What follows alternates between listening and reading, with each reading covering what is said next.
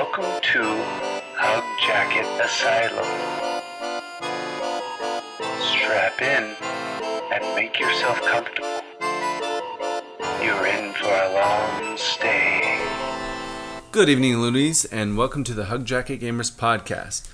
My name is Eric. I'm Peter. And I'm not Mark Zuckerberg.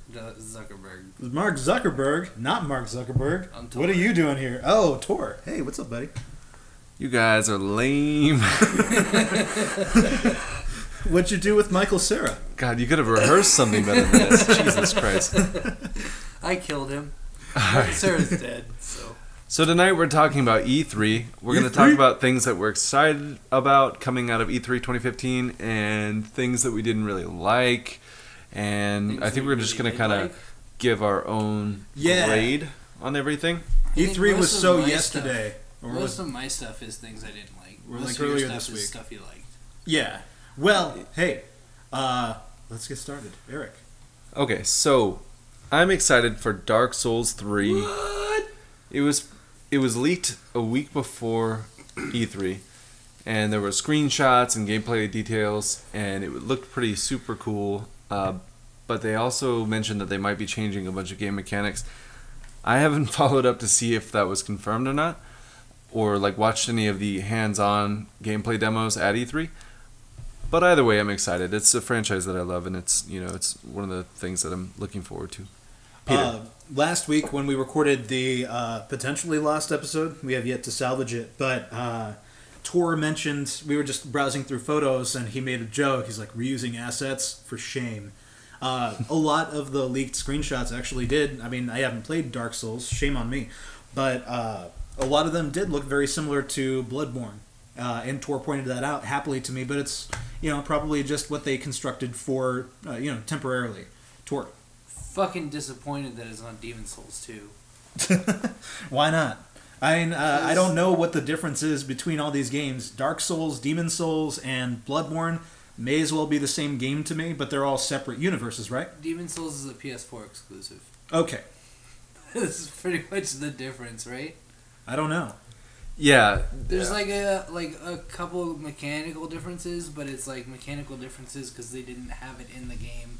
It was like an early version of Dark Souls kind of thing. Yeah, the difference is like getting ahead of themselves, I think. Yeah. It's like, oh, we had this game that gained a lot of, it's like a slow burn, gained a lot of popularity later on. And then like Dark Souls, and it's like, oh, all these people are now excited about it. And so we did the right thing. And then like Dark Souls 2, it's like, hold on, we have all these ideas. They didn't really work out. So Dark Souls 3, let's see those ideas come to fruition. I think, as far as I know, Miyazaki's back at the helm, so he's Hayao Miyazaki? because he's the president of From Software now, so he's involved in Dark Souls 3, which he was absent for Dark Souls 2. So that means good things are on their way. Hopefully, we can find a tree that we can beat up to get us to a secret passage in this next game. Yeah, that's all I'm looking for. Yep. For Dark Souls 3, what would set it apart from previous Dark Souls games or Bloodborne, since it all kind of leaks together for me? Graphically, it's different, and it's just the next generation appeal kind of thing, where I guess to a lot of people they're like, oh, if I missed it last time, then I can pick it up this time. I think it's really just fan service at this point, and that's okay with me because I'm a fan, and there are a lot of us out there. I think that they could So. fix maybe is the magic system. The magic Yeah, system but- has always been overpowered. He's kind of just asking, like, what's the appeal to somebody who's not a fan of the franchise thus far? Oh. That wasn't what I was asking, but that's a good way to go for it. Oh, I'm sorry. No. That's a good way to look at it. I thought you were asking what could be What mechanics are what different? mechanics could be different to like make Yeah, the game better. I gotcha. My bad. And I think if they revamped the magic system to make it a little more balanced, because I don't know about you, Eric, but every time I play a magic character, I feel like a god in those games. I don't know. I'm not very good at magic in those games. So.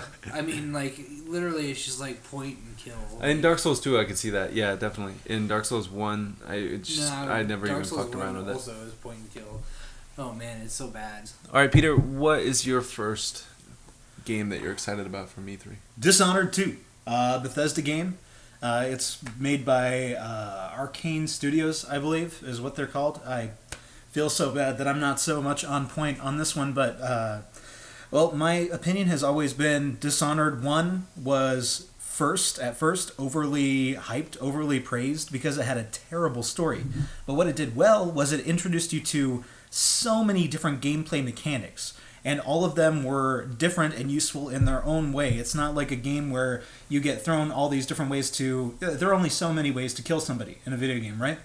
And all of these mechanics, they can not just be used to murder, but they could be used to sneak around.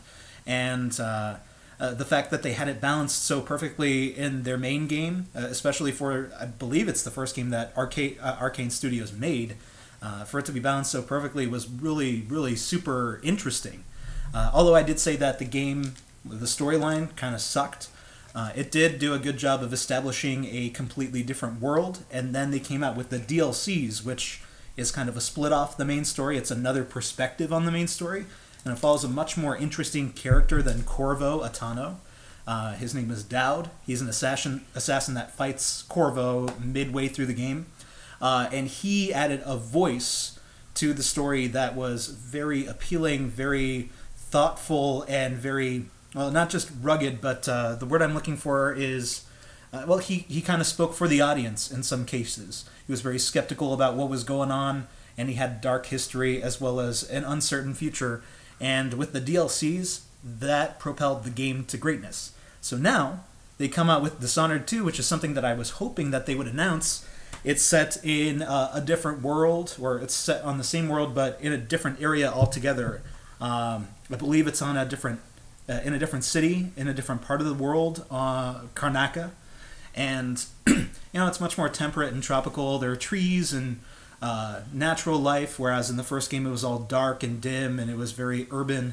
I'm just interested for the change of scenery as well as for what they will introduce now that I think that they did the DLC so well. I want them to step forward and go forward from that. Create a game that not only does have new awesome gameplay mechanics, but also has an even better storyline than the first one, and that delves further into the very, very cool sort of, arcane and mystical aspects of the game world. Yeah, I noticed from watching the trailer that it did seem to take place, at first I was wondering, like, oh, how would they make a sequel to this game? And would they set it in the same place if they did, or where would it be? And I noticed, right away the same style, obviously, but that sword that Corvo has, is the same sword that she pulls out in the main protagonist. So Emily Caldwin, the Empress's daughter, pulls out, in the trailer. So I was like, okay, it's the same universe for sure, and probably a different city. Mm-hmm. I imagine it's some other political intrigue plot, which is kind of interesting because it's like, you've already done this, you might want to try something else. But if that's their thing, that's what they're good at, then I guess stick to it. Who here has beat Dishonored? I have beaten Dishonored in the DLCs. I think Eric got through most of it. I've gotten really far, 3/4, I would say. I've gotten as far as me and Eric have gotten when it came out. It's probably about like halfway. Yeah, and one thing that I... one map. Me and you together. Yeah, okay. Well, I think... remember I bought it off that gift card. I remember. We got through like half of it. It gets much better, and to be completely honest, like a lot of the same things are going to be revisited. Like I believe there's a plague. You have some of the same characters returning. Like Emily Caldwin is the Empress's daughter. You actually kind of influence her depending on how you play in the first game, and she becomes either evil or not so evil or a good ruler. And the epilogue for both endings, you have a good and a bad one and a neutral one. It kind of gives it a sense of finality, but the fact that they were able to make a sequel that features Emily Caldwin means that there's a story to tell. Plus, you could also play as Corvo or Emily. Apparently, you could play on the same maps, the same missions, but you start in different areas and you have different objectives. And in addition to that... it is the same world, and what you get from the DLCs is just a deepening of the lore, like whale oil and dark magic and so forth. It really delves very deeply into that, and that's something the main game didn't do. But I'm really interested to see what they come up with after that, because it does this thing that a lot of video games and a lot of stories do, where there's a continent that is mostly uninhabited and mostly ruled by magic, and like basically if there was a continent where there was only paganism in our world. And not many people know too much about that, but I bet that this game's going to have something, it's at least going to touch on it, and that's the most exciting part for me, is just learning more about the world, playing as old characters while discovering new details and new gameplay mechanics. I think it's going to be really good. All right, Tor, what excited you about E3? It's not really what excited me. It's more of Microsoft. They basically wasted a shit ton of time. Microsoft and E3 too. Just long ass fucking conferences about bullshit that didn't matter. Sports games. And then at the very end, this exciting game. And EA's like, here's all the fucking sports games that you knew we were going to come out with. I don't know. Like, there's a lot... You're talking about EA. EA and Microsoft both had the same conference that they've had for the last fucking 5 years. Yeah, they don't ever bring anything really new to the table, but what I'm really excited for is... the HoloLens actually seems like a really cool idea. You'll be able to project a screen that nobody can afford onto pretty much any surface. Nobody right? can afford it, right? Yeah. Seriously, though.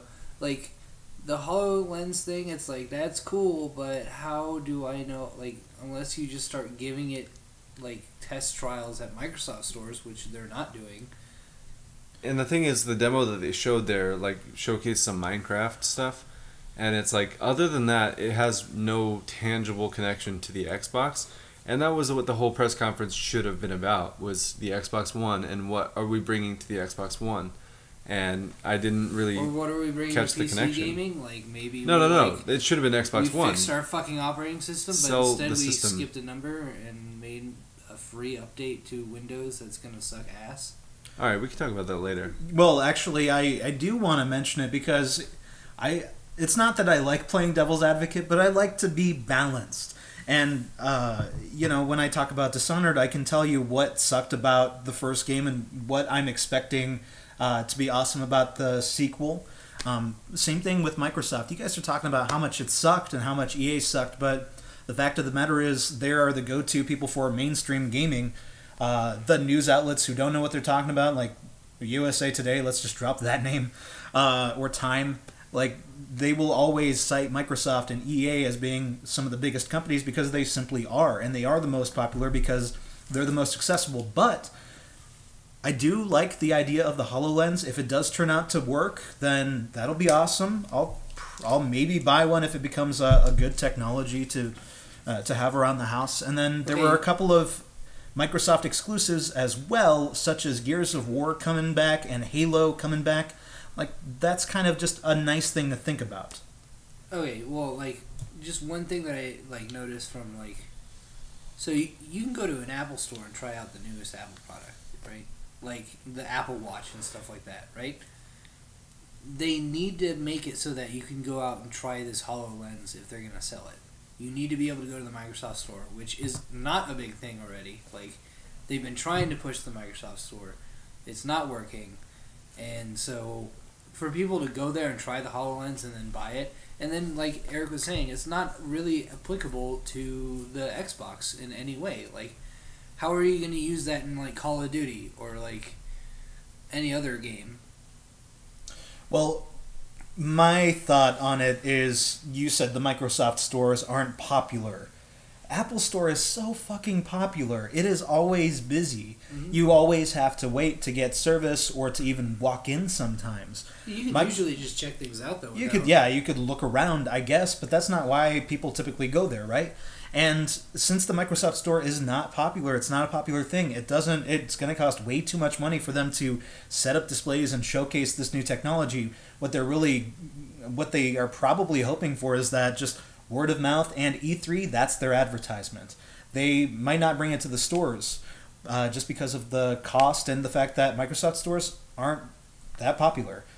On top of that, I think people are just tired of hearing of about the Xbox One. I think that a good approach might be to, and I got one more thing after this, but a good approach might be to just kind of lay low, release some good shit, and then be like, hey man, did you see this cool stuff that we did?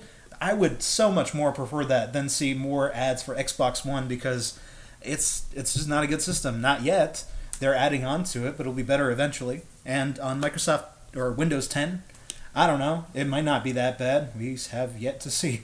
The thing is, this is E3. This is about video games. Like, I know it's supposed to be about electronics in general, but like, it's Electronic Entertainment Expo. Like, it's supposed to be about video games, and the Xbox conference should be about the Xbox.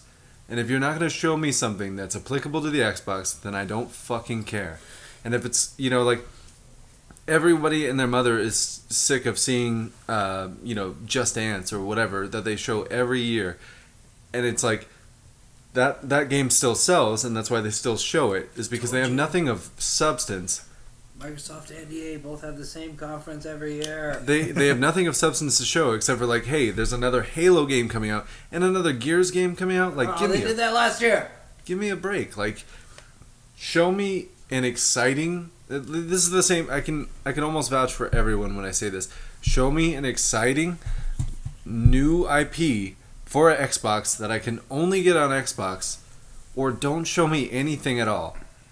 And I think that Netflix. I think that honestly, like, if they're gonna show like you know, like the HoloLens, they should show somebody playing a game, even if it's like Halo. Like, show some Halo compatibility or something like that. Don't show me this tech and be like, yeah, well, it has like you know, there's Minecraft, Yeah, so you know, it's like, I don't care. I'm a gamer. Minecraft. Like, I would be really disappointed to hear that Microsoft bought Minecraft just like, to develop the HoloLens. You were here to tell me why I need to buy an Xbox One, not this is why I should continue to avoid it, and also check out my other stuff. Well, okay, I won't play devil's advocate because I did watch a lot of different parts of Microsoft's conference, and yeah, it was disappointing overall, but I still prefer, when it comes to stuff like this, I still prefer to look at the things that I did like. And the fact of the matter is, you know, the Gears of War playthrough, it is old. It's something that they're bringing back from the dead, but at the same time, that gameplay demo, if you guys didn't watch it, it had great lighting, it had great architecture. Just the world looked inspired and interesting, even though it's retreading the same footsteps that they've had all these years in the past. Halo 5 looked pretty interesting. I'll actually talk about that kind of later. But, you know, you got to give them some credit because they're still kicking and they're still moving forward. And the fact of the matter is they're trying, even though they're focused in the wrong places and they're not doing what they should. This year at E3, I think we could all agree it's been the year of remakes or throwbacks, and they're throwing back to Halo 5 and they're throwing back to Gears of War, and they're also throwing back to classic Windows, and they're throwing back to virtual reality, which we thought was going to die out, right? I mean, none of us really thought that was going to be an idea that would kick off for quite a while. Don't you beat my inner child's dreams? That's bullshit. I would say that good lighting and like good, you know, good engine and good, you know, good graphics and good this and that doesn't fucking matter. And everybody now knows that doesn't matter. And if you're shipping us the same fucking game every year because it makes you money, then fuck you. You're doing this for all the wrong reasons. Quit now. If you have good lighting and you have a good engine and good graphics, but your game is shit, I don't fucking care. Like, I'm at a point in my life where I don't care to waste my time on games that I have any interest in. Because so many people are interested in like casual gaming, we suffer for that. And like we suffer because Microsoft is like, well, we have the potential to make really good games, but you know what? We're going to ship out mediocre ones that look really good and disappoint everyone, but they're going to buy the next iteration anyway. Like, fuck you, you're becoming EA. You're becoming the piece of shit that nobody wants to see you become, and that's what's happening. I just want to summarize Microsoft. At least we're not as bad as EA. Yet. Yeah. All right. Yeah. No, I don't know about that. But I was going to say, it's sad that there's a lot of indie developers that have shit graphics and very good gameplay. Yeah, well, that's not sad. That's actually pretty exciting. Yeah, and everybody's it's on sad that for bandwagon. the people who have millions of dollars who make games with great graphics and shit gameplay. Well, we'll talk about that later. Yeah. Eric. All right. So, and also talking about reusing old like gameplay mechanics and all of I was that. just waiting to see I'm excited for The Last Guardian. It was announced during the Sony press conference. It'll be really cool, I imagine. Hopefully, it won't be messed up or stupid or lame, and it won't be a letdown based on everybody's expectations. But I mean, this was announced. I don't know. 5 years ago? I think further back than that. I think this was actually a PS3 launch title that they were gonna Really? or No, bullshit. No, I'm almost positive it was 2008 or 2009. But it's been a long time coming, I and thought that was Shenmue. and this is the same people who made Shadow of the Colossus and Ico, and it's gonna play like those games. And it's going to be just as mesmerizing and just as awesome. And it's well, they didn't make a whole bunch of money on them because nobody played them until they were free. But they're still going to make another one because it's really good. Is it pronounced Team Ico or Team Eco? I think it's Ico. Ico? Alright. I don't Well, know. I had the pleasure of playing Shadow of the Colossus, and I thought that nobody knew what the fuck that game was. Because I played it in middle school. That's 2004, 2003. And I was really disappointed that I couldn't share my excitement with anybody. And now, fast forward 12 years later, and everybody knows pretty much at least the name of Shadow of the Colossus, but they don't know what it was like to play it. Team Ico did such an amazing job. The world that they created was so vast and expansive, and it had such a lonely, beautiful feeling to it. Even though it wasn't populated with stuff. You load up The Witcher and you go to Novigrad, which is their flagship city in the game, and it's just filled to the brim with things. But you can't pay any attention to all of the details because there's just so much stuff. Whereas I remember having no problem exploring Shadow of the Colossus infinitely, just so many hours, just looking through every crevice, every corner, finding apples, I think, is what would get your health up. But then the monsters were so majestic and huge in grand scale, and I never got to play their very first game. It was Ico, right? Ico, yeah. I never got to play their first game, but the fact is that this is a game that a lot of people had been looking forward to. The gameplay demo that they had kind of feels like a throwback to their original vision, the original trailer that they released. So it doesn't look much different, but at the same time, you can see that the textures are updated and that there are more feathers on is his name Trico, I think? The little monster guy? Yeah. Yeah, he, there are some graphical updates, but I don't care about that. What I care about is the overall feeling and the atmosphere and the story that Ico is going to tell, because Shadow of the Colossus was amazing for all those reasons. And it accomplished with fewer assets and a larger world than most modern games get by with.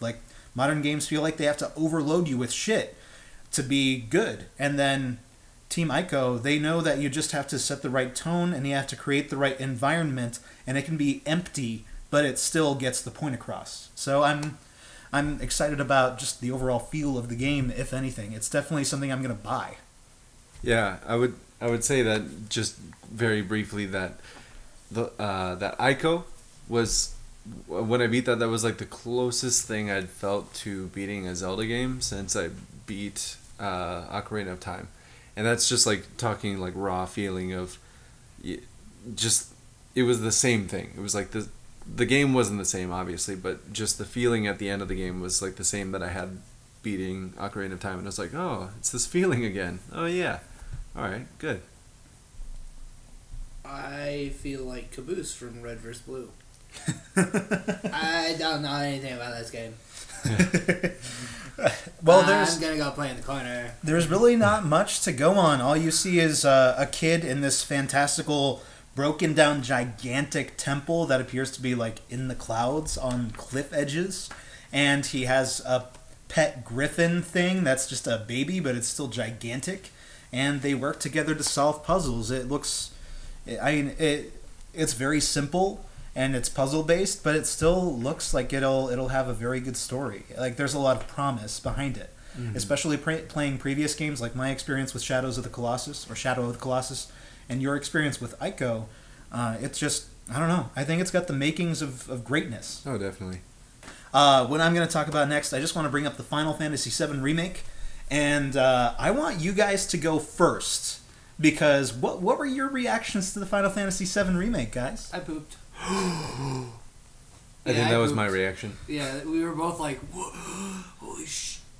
I was like, yo, dude, I think this is either Final Fantasy VII 2 or a remake. And then he's like, oh, that's the guy. It's Barret. Barret. Yeah. And then all of a sudden you see Cloud Sword and you're like, okay, well, Barret's alive. Spoilers. Yeah.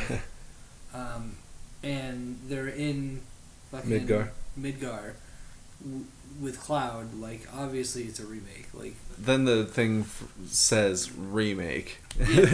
Well, you guys shared your reaction. Let's be silent, and I'll show you guys my reaction. I'll paint a picture for the audience. Shut up, Tor. I'll paint a picture for the audience. I'm sitting. I have the YouTube video of the trailer for Final Fantasy VII Remake on my phone, and I'm watching it. And everything plays. You know, I recognize the music right away. I recognize the location. I'm like, this is definitely Final Fantasy VII something. And then it shows Cloud and Barret's machine gun arm, and I think they're going to show Aeris like further down in the corridor that they're walking through, but they don't. And then, you know, it goes black, I think, and then it says remake. And I could hear the entire audience cheering because it was pooping their pants. Yeah, it was a video of the actual trailer being shown at E3, and my reaction was this. Okay, I'm not excited. I'm not excited because when Final Fantasy VII came out, I was only 7 years old. It was a few years down the line, like almost 10 years down the line, where I actually got to play it, and I loved it. It was amazing. And at that same time, they came out with Final Fantasy VII Advent Children, and it sucked so bad. And then they had all these Final Fantasy VII spin-offs, and just year after year, they kept on coming out with new stuff that was just terrible. It was not good at all. And then people started hearing rumors of a Final Fantasy VII Remake, and everybody got really excited. And they did that little tech demo of the PlayStation 3, I think, where they showed just the opening intro sequence for Final Fantasy VII, and Cloud comes out of a train just before you start your very first mission as that character. And everybody was like, oh man, they got to make a Final Fantasy VII Remake for the PS3. Nothing happened. Finally, just a couple of years ago, there were inklings, like very strong rumors, that they're remaking Final Fantasy VII. They just re-released Final Fantasy VII in its original form with like an extra save feature. And at that point, I was done. I was tired of it. I was like, the time to make a Final Fantasy VII Remake has passed. And now they did it and you're excited? No, now they're doing it, and I'm just like, it's a game that I'll play, I guess, but I'm not going to be really super excited about it. Everybody else can be excited about it, but I know better because I've been waiting less time than everybody else has, and by all means, like, I should be more excited, right, than everybody else because I discovered it sooner than everybody else. But no, it's just too many times I got my hopes up, too many times they failed me and they put out shit. And, you know, it's not something that I'm looking forward to. I'll play it and I'll have fun just for nostalgia, but I'm not excited. Alright, so if you guys don't mind humoring me to take a trip down nostalgia lane for a moment. Mm-hmm. It was the summer of whenever the fuck this game came out. And 1997, I think. Something like that, yeah. And I was in Florida living with my parents and my grandma, and I had just gotten, because, you know, my birthday's in the summer, I had just gotten a PlayStation. And I didn't have any fucking games for it. Congratulations, me. So we go to a Circuit City, nostalgia. Anyone remember Circuit City? Yes. What's that? And we go there, and I'm like, Final Fantasy VII, I want this, Mom. And it's like, it comes in this giant fucking case, because it's like 3 discs long. And I go home, and I play the game, and I realize that I need a save card, which I didn't have, and didn't come with a PlayStation. And, so, yeah, I begged for, like, 2 weeks for a safeguard, but I played that game for 2 weeks. I played the fucking shit out of the beginning of that game. But now you're telling me that I get to play this game on a PlayStation 4 that doesn't require a safeguard, and I'm an adult so I can understand the game and play it properly? Pretty excited. It's pretty exciting. Like, I think just I don't know. It's like the best JRPG I've ever played, like hands down. I've played a bunch of them, and it's the best. It's the only one that really stuck with me and really made me actually like want to finish it, and that alone is enough for me to be excited. Plus, just obviously the nostalgia with the updated graphics, and maybe there will be an updated battle system or something like that. We'll see what happens. Tor, what else are you excited about? The guy who represents Bethesda, I'm pretty sure. Todd Howard. Yeah, Todd Howard. He, I'm pretty sure he's Michael Cera and Mark Zuckerberg, in fusion form. I'm glad that you have these points, because it's just like we just went on about Final Fantasy VII for a long time, and I think it's very easy for us to get past this next point by saying no, he doesn't. You're wrong, but that's okay. You should wear your glasses more often than not. he seriously is, but like he's been, I don't know, he's been representing them for a long ass time, and like it almost felt like it wasn't as special as everyone made it out to be, because instead of like getting some special person to do the E3 show, it was Todd Howard. And like we've seen him do so many other different presentations on other games.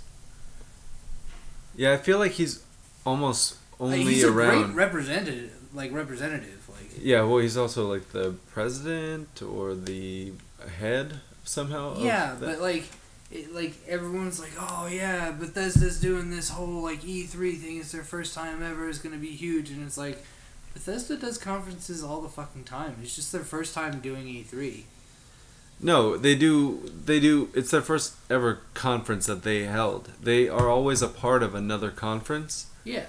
Like Xbox or something like that, but they always have like one thing, and it's like, Todd Howard does like the flagship games like Elder Scrolls and Fallout, and it's like that's why when he gets to the stage, it is exciting no matter what, because it's like this guy's gonna fucking change my life again, like every time he comes on the stage. And I actually thought it was more special this time than most times, because he came out and it was not verbatim or not like a quotation or anything like that, but he said something along the lines of like a lot of video games, what they do is like they give you an experience that you can't have anywhere else, in film, in book, in anything. Like it's because you can interact and you can choose how it ends. And he said, and a lot of games are really good at making it so that you can choose where you go and what you do, and the outcome is up to you. And he's like, also, none of these games are as good as Fallout.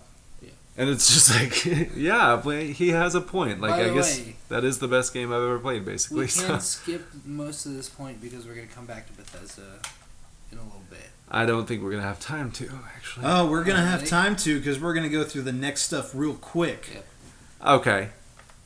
All right. Eric? Well, I'm excited for the 3 Tom Clancy titles that were that were listed. What were they, Eric? Tom Clancy's Rainbow Six Siege, The Division, and what's it?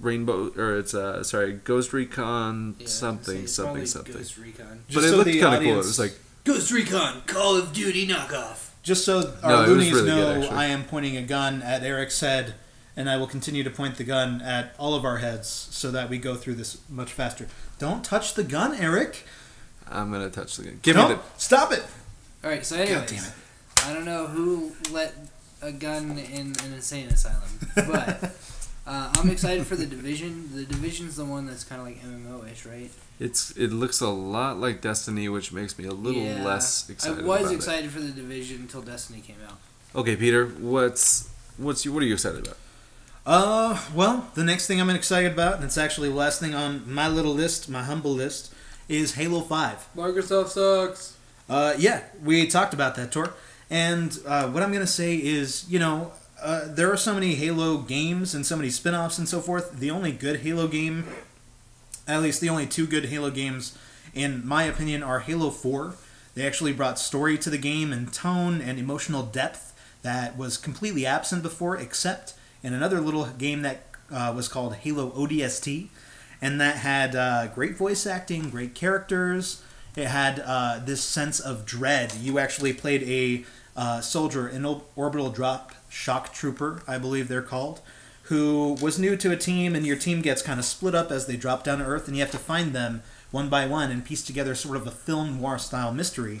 And anytime you find another piece to the mystery, you get to go back in time and play as one of your team members as they got split off from the rest of the group and then later reunited. It was very interesting gameplay. It had Nathan Fillion in it, who is awesome and super sexy. And then Halo 5 actually is going to combine what I liked about Halo 4, the emotional depth and scope that was missing from the other Halo games, and Halo ODST, because Nathan Fillion and some other people from that game that I loved is actually going to be in Halo 5. They are coming back as characters, and there's a big mystery behind what happens to Halo's main character, Master Chief. I'm just really excited to see. Huh? Said I heard Griff's going to be in the game too. I'm just excited to see where they take it, because Halo 4 changed enough for me to get excited for the series again, and then Halo 5 actually seems like it might, do what other video games that I love nowadays do, which is actually tell a fantastic story rather than just a decent one. Let's take the 5, make it a 4. Let's talk about Fallout. Take the 4, make it a 3, talk about Half-Life. 3, get really disappointed, and then go back to Fallout 4. What about Fallout 4, Tor? The game looks fucking amazing. I mean, the day that me and Eric came back from Florida, we get off the thing, we go to have a cigarette, and I open up Facebook, and it's staring me in the face. Fallout 4 announced trailer. And then E3 happens, and they're like, it's coming out in November of this year, and I'm like... So finish up that big fantasy RPG that came out earlier this month. There's Dragon Age and The Witcher and the fucking... How many... Bethesda, that's the equivalent of just being like... I don't know. They just drop the bomb. For the love of Christ, Bethesda, I want to play some FPS things every once in a while. I want to do some light gaming here and there. Bethesda just came out and announced all the year. biggest announcement in the world, and then just dropped the mic and was like, "Fuck all of you," and walked off stage. All year I have to dedicate my life to these fat ass Video awesome games. games. Jesus Christ. The game looks awesome. Building your own cities, having trade routes. Having your cities be raided by raiders, Custom which weapons. Means that there must be some sort of dynamic raider system, so you're not just at an empty wasteland once you've beaten the game. Dynamic weapons, custom weapons. It's going to be a great game. Buy Fallout 4, and that's all you need to do. I'm excited for Fallout 4, even though I haven't played. I haven't played a Fallout game, but I did watch several of my friends play tons of Fallout 3 and New Vegas. And as much as they were telling me that I should play Fallout 3 and New Vegas, I just didn't do it because I saw how much of their time it sucked in. And I was in high school and I was working 2 jobs, and I was like, not for me, man. I'd rather just drop in and play a stupid first-person shooter for a little bit and then be done with it for the day. But now that Fallout 4 is coming out and I have better management of my time and I have a job that's worthwhile, so I don't need 2, it's definitely a thing that I can get into. Yeah, you should listen to Sarah and play Fallout 3 in New Vegas. I will eventually. You have until November. No, I don't think I'll be able to do it in that time because I don't even think I'm halfway through The Witcher and I've sunk 1,000 hours into it. Seriously, man. I'm in the second and a half area, and it's been 40 plus hours. Well, I guess that concludes our E3 discussion. Well, now let's talk about our post E3 discussion. What did you guys hope that they had announced? What were your disappointments, and what are you hoping they do next year?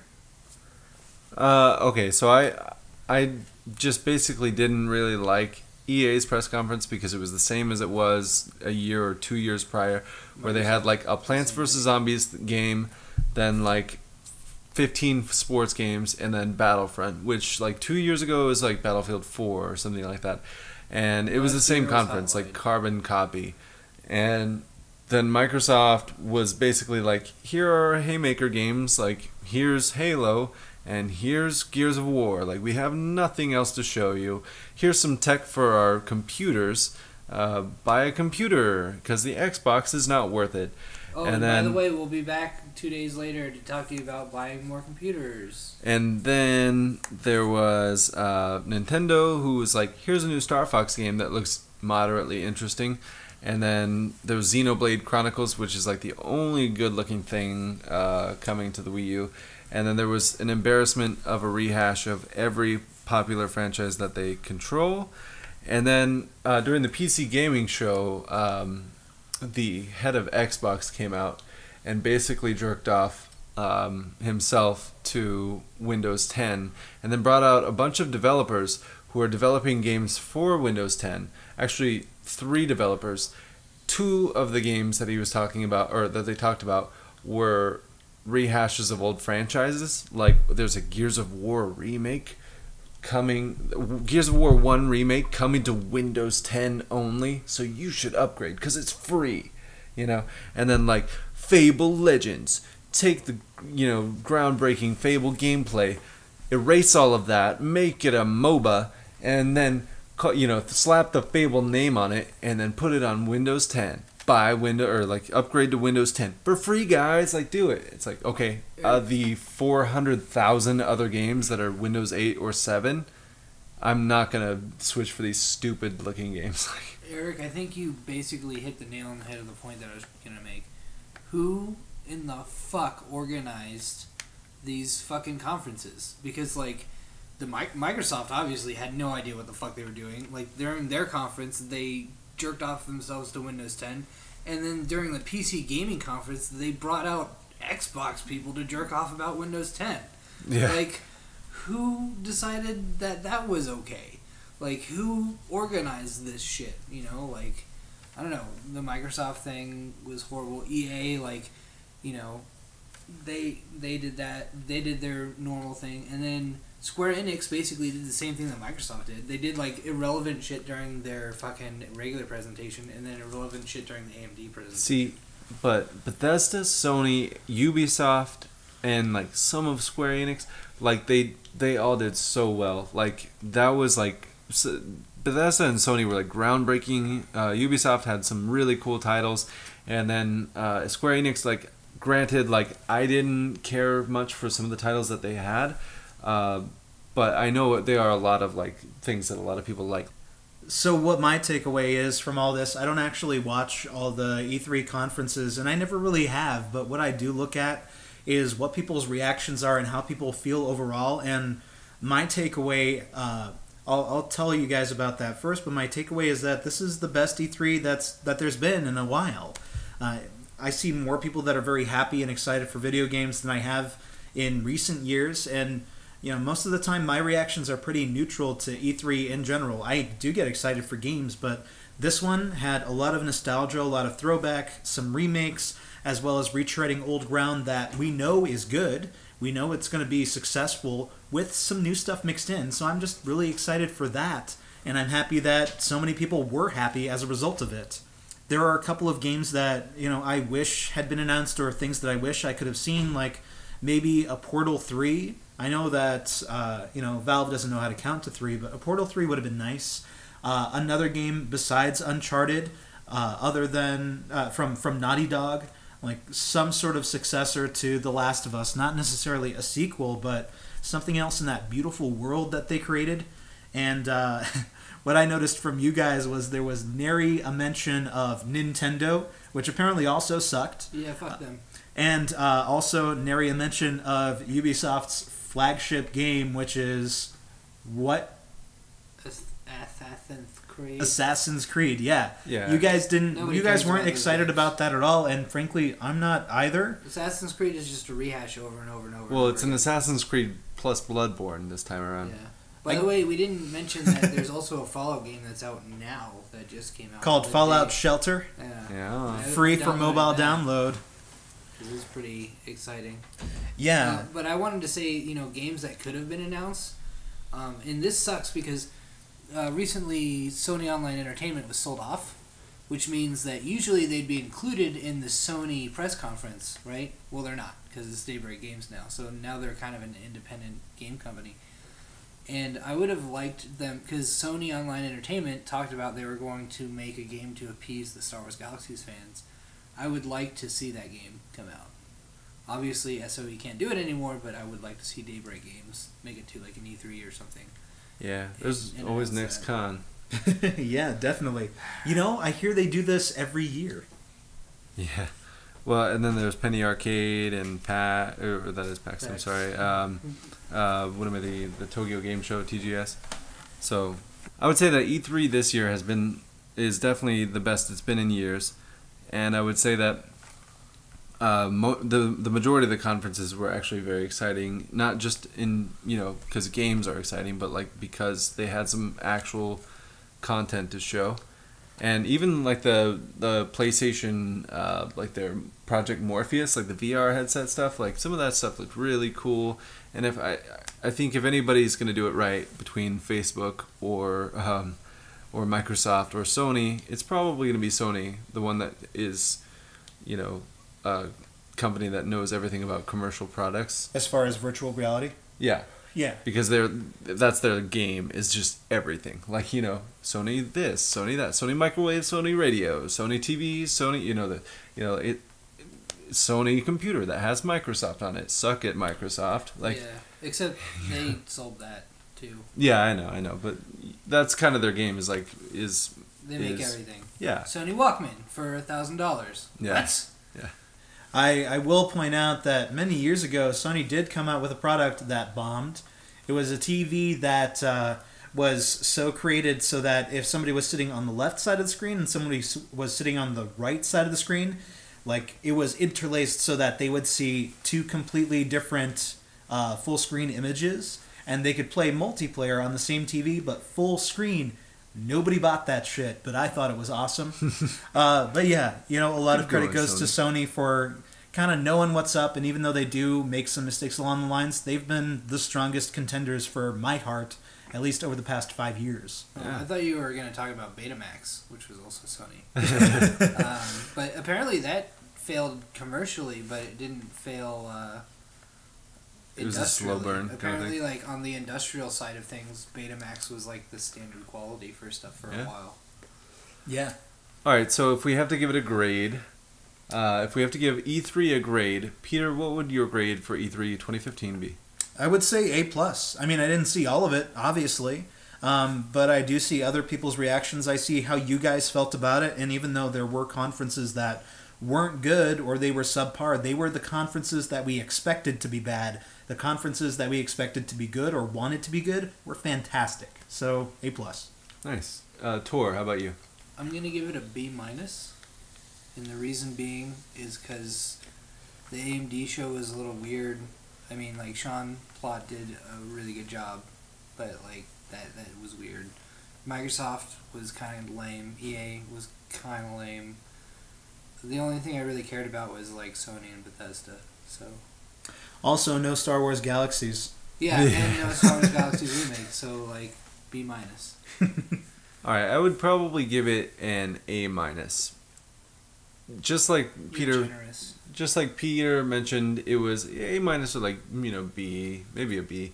Just like Peter mentioned, all of the things that we came to expect from, basically, I don't know what I've come to expect from every conference for the last like 3 years. So why would that's like average then? No. Like think about it this way: like every conference, Sony included, like all of these people included, generally are just terrible and not.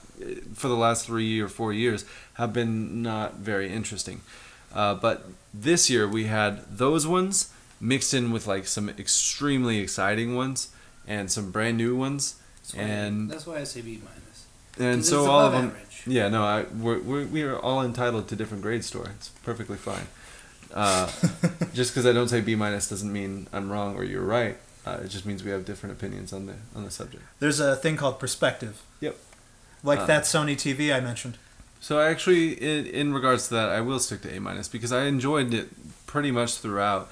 Even just watching like the nightmare that was Ubisoft and or that was Aisha Tyler's representation of Ubisoft, and then watching feeling bad for the guy who comes out for the PC game show and then totally has a mental breakdown in the middle of his speech, because he's completely super nervous. He comes out with a spiel and then just stops oh, pardon me. My heart goes out to you, man. Sorry. Public speaking's hard.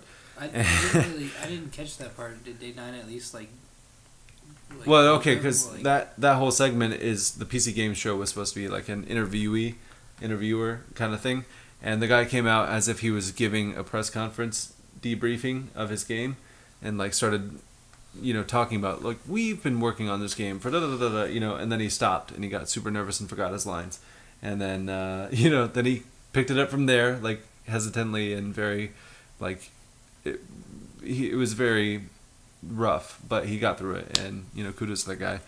But I don't know, it just had all these moments that were it's the cringeworthy shit that I like to watch it for, Reggie saying my body is ready, it's just stupid shit like that. I don't know, I like that. I dig that part of the culture, and that's what I get most into about it, and to have that laced with things that were awesome as well as things that I expected to not be awesome was pretty cool. Is there anything you guys want to say before we wrap up? Yeah, 2 quick things. Number 1, I missed you last week. You are definitely what holds this podcast together, and Sarah agreed, even though she's only an occasional guest. Jurassic World was nostalgic and super fun. Awesome. And I'm just glad that we still do this shit. Yeah. How about you, Tor? If you don't buy Fallout 4, you're a communist scum. Yeah. And if you do buy Fallout 4, you might be a communist. That's fine. We accept all parties. Yeah, but better red than dead. Anyway. Better dead than red than dead. Yeah, is that's what you fine. meant. Better dead than red. Yes. I accept communists. That's fine. I don't know. Spoilers for anyone who hasn't played Fallout 3. The end of that game. Oh wait. All right. What? All right. Have a good night. Bye. How painful was it? We'll see you again next week for your schedule.